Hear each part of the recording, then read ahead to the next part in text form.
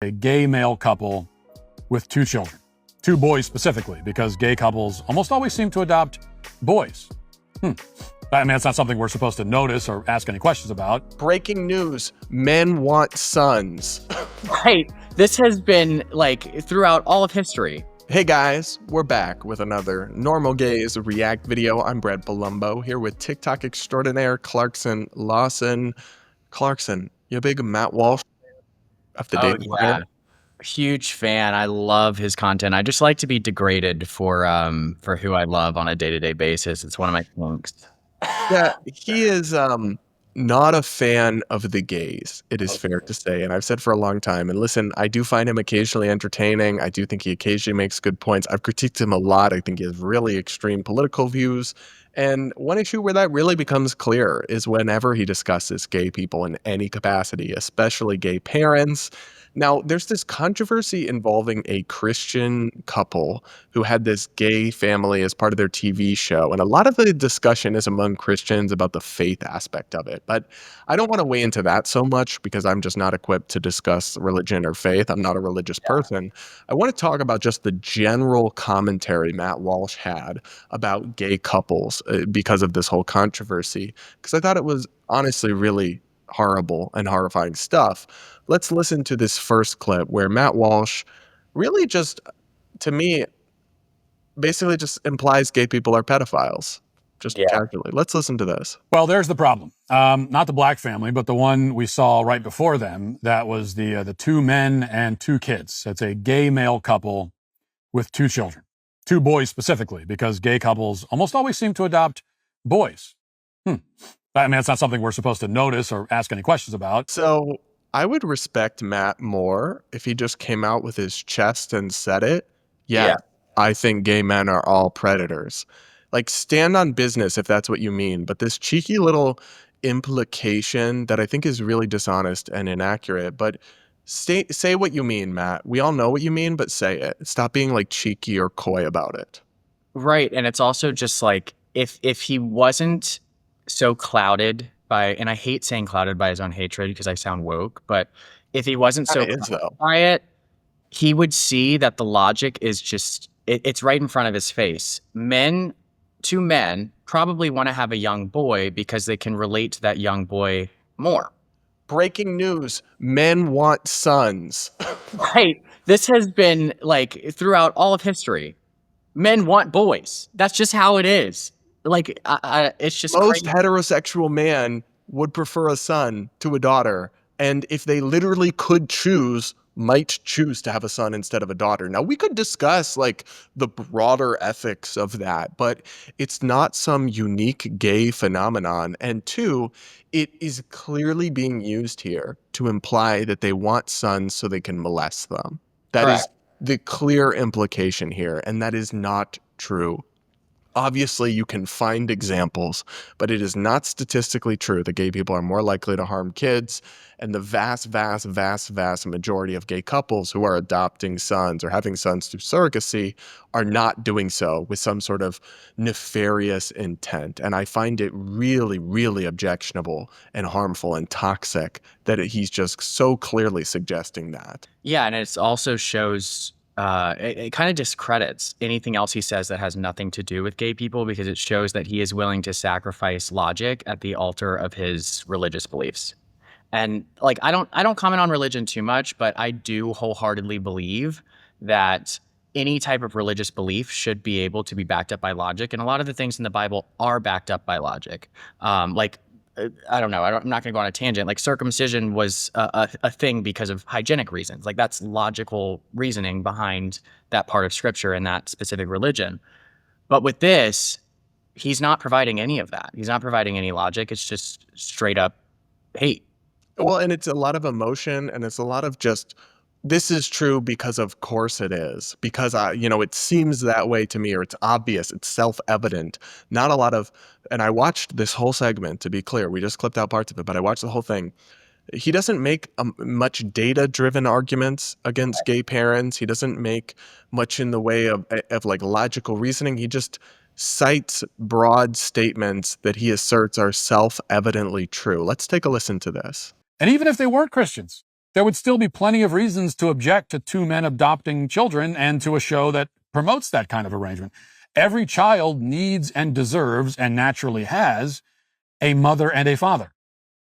The mother and father united in marriage are the two pillars that the institution of the family is built upon. To intentionally deprive a child of one of these pillars is an act of unspeakable evil. And this used to be widely understood, which is why gay adoption was illegal nearly everywhere in the country up until just a few years ago.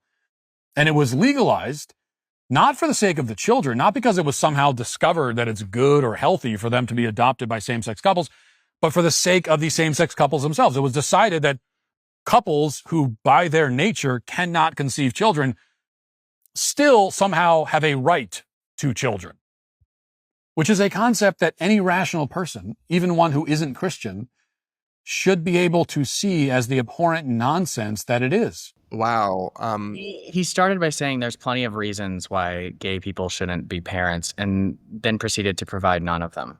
Well, he just asserts, of course it's bad. Of course, children all need to have a man and a father and a mother, no exceptions, no nuance ever. It's just obvious. And of course, until a few years ago, by which he means decades, by the way. He means like you can go back to people in the 70s and 80s, even in America, raising kids. And so it's not like some super brand new thing. He also does this a lot where he simply cites tradition or history as an argument as to why something is true. So he does this when he talks about the church's teachings on homosexuality, which I don't know enough about to really dispute. But he's like, do you think the church was just wrong for thousands of years? And it's like, now do slavery, Matt.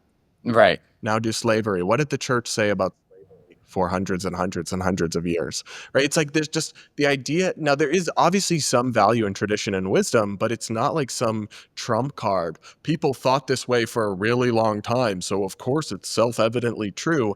Actually, like that's obviously not correct. Right. And they also cite this idea that everything that is natural is somehow correct. And you know, I've talked about this when debating surrogacy before. It's like there are plenty of things that come naturally to us that we don't partake in. Behaviors, or even like I don't know, diseases are natural. There's plenty of things that are hurricanes, earthquakes, plagues, all natural. That are not good. So it's really just an illogical argument, but a lot of people who have that religious foundation will fall for it because they don't necessarily think it's necessary to They don't think it's necessary to actually look into the things that he's saying and provide logic to back up the belief. Yeah, and particularly on gay parents here, he's like, it's not like it was suddenly discovered that it's good or fine. Actually, it was. Like, actually, there's a lot of data and a lot of studies on this. And the few studies that find worse outcomes for kids with same-sex parents tend to have issues where they're looking at families that were broken up, like divorced, and then one of the parents became gay and had a same-sex relationship. That's conflated. When you compare intact two-family stable parents in a same-sex couple to the average, in almost all the data, vast majority of the studies and literature reviews, these kids come out well. In fact, in some cases, on some metrics, slightly better than the typical. And now that's not because gay parents are superior to heterosexuals or anything like that. It's because only a small slice of the gay community or the lesbian community chooses to have kids, and it's never by accident the way it is with straight people. So you have people who are more affluent, who are more comfortable. Like, we know that it's literally true that kids come out fine or even slightly better when they have same-sex parents. So this whole thing, like, we suddenly discovered it was better. Yes, they started doing it. We had a natural experiment. We've seen how it worked out, and it worked out just fine. You just deny that data or bury your head in the sand because it violates your feelings. And on this point where he's like, every child has a right to a mother and father, and you're doing something evil by depriving of them of that, I think it is kind of insane to tell a gay couple who opened up their home and their lives to adopt children that they're doing something evil by adopting children, especially when you are a multimillionaire Christian who, as far as I can tell, has adopted 0 children, right? Even though that is a big part of something that I know many Christians who've adopted kids after having biological kids. and it's something they feel compelled to do by their faith, by whatever. And I wouldn't normally say that if you weren't literally suggesting that people doing something very selfless and good are being evil, and yet you have somehow not found the time or the resources to do that, despite being a multimillionaire. Right. I'm glad you brought up that point because I was going to bring it up too. Yeah, I mean, it's cognitive dissonance. That's all it is. When you said he's burying his head in the sand, that's exactly what he's doing. There is data. There's plenty of evidence that he can look into to disprove his points, but people don't want to do that, and then they just keep spewing it, and he's got an audience for it. It's really unfortunate because the pendulum is swinging back, and unfortunately, it's going to be people like him that initiate a little bit of damage that could potentially be done to the gay community, especially in the realm of surrogacy and parenting in the next few years, which is something that I am a little bit worried about in the future. I think it's interesting because they talk a lot, and in this case, we're talking about adoption, right? He was railing again, and I think the surrogacy conversation is a little bit more complicated, though I ultimately don't agree with the Matt Walsh position on it all. But the argument that you are depriving a child of having a mother and a father has always struck me as so bizarre in the surrogacy case, or in not surrogacy. For example, one of my good friends from college has two moms, so they had a sperm donor and they had her. By this logic, right? And she's had a great life. She's heterosexual, by the way. She didn't come out gay. She's a teacher. She's contributes to her community. She's worked with special education people. She's getting married. She's thriving in every way. The idea that she was like deprived of having a father and she wouldn't exist. The alternative is her not existing.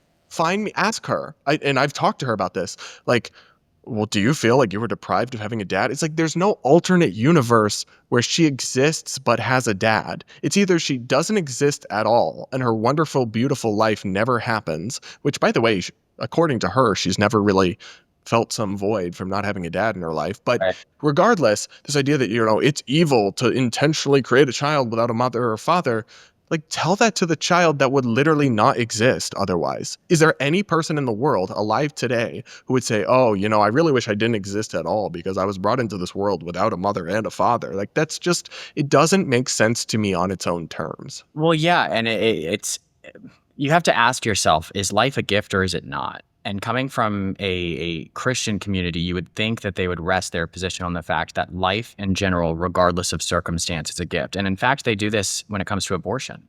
They don't agree that you should have an abortion or get rid of life just because, maybe it's from a poor family or because the mother's not ready, because that life is a gift. But when it comes to surrogacy and creating a life that otherwise wouldn't be created, that life no longer is worth living because there's not two parents involved. It doesn't really make sense. It's a little bit inconsistent. Yeah, it's wild to me. But I get pushback from this because I have a surprising number of people in my audiences on my different platforms that like me and like Matt Walsh. And I get it that you can just, enjoy someone's personality, enjoy someone's sense of humor. And I don't believe, to be totally clear, that all Christian people or all people with traditionalist views on these issues are hateful or bad or like coming from a bad place. I do think Matt Walsh is. You look at I remember I covered him ages ago. He baselessly accused a gay couple of sexually abusing their dog because their dog got monkeypox. And I'm like, dude, you can get that from sharing a blanket. What do you think is more likely? I'm not saying it's impossible, but that they sat on a couch and shared a blanket with their dog, or that the dog. That's what he jumped to. And it's like, if that's not animus towards gay people motivating your thinking and ideology, I don't know what it is. Yeah. Yeah. I mean, he's somebody that I have muted on all platforms.